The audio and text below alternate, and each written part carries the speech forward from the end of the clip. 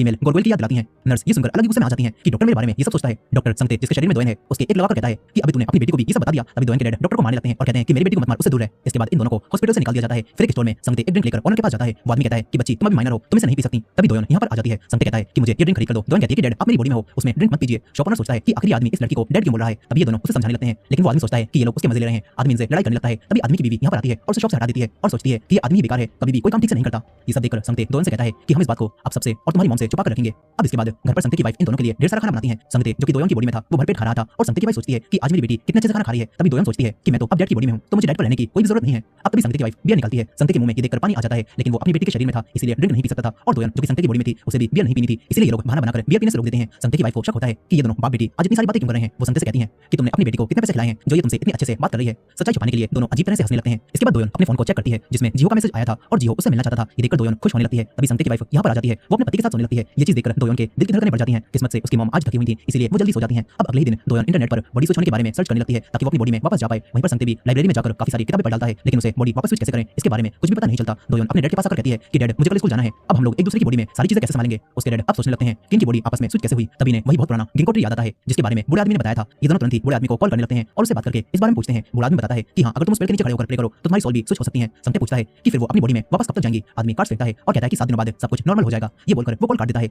इन दोनों के पास अब बूढ़े आदमी की बातों पर विश्वास करने के अलावा कोई और चारा नहीं था, इसलिए ये दोनों 7 दिनों तक ऐसे ही रहने का फैसला करते हैं। संगते दोयन से कहता है कि तब तक तुम मेरी जगह ऑफिस जाना और मैं तुम्हारी जगह स्कूल जाऊंगा और मैं बाकी सभी से ये बात छुपा कर रखनी होगी। दोयन सोचती है कि अब उसके ऑडिशन का क्या होगा क्योंकि वो ऑडिशन इन्हीं 7 दिनों में होने वाला है। यहीं पर संगते सोच रहा था कि उसकी रिवॉल्यूशन मीटिंग का क्या होगा जिसके लिए वो इतने सालों से तैयारी कर रहा था। अब तो सब कुछ गड़बड़ हो जाएगा। खैर दोनों फैसला करते हैं कि 7 दिनों तक ये दोनों मिलकर रहेंगे और लड़ाई नहीं करेंगे ताकि और ज्यादा परेशानी खड़ी ना हो। अब अगले दिन दोनों भूलकर अपनी अपनी ड्रिंक उठा लेते हैं। संगते की वाइफ इन्हें याद दिलाती है कि किसकी कौन सी ड्रिंक है। दोनों को मजबूरी में एक दूसरे की ड्रिंक पीनी पड़ती है। इसके बाद दोनों बाहर निकल जाते हैं। दोयन तो ऑफिस भी हेडफोन्स लगाकर जा रही थी।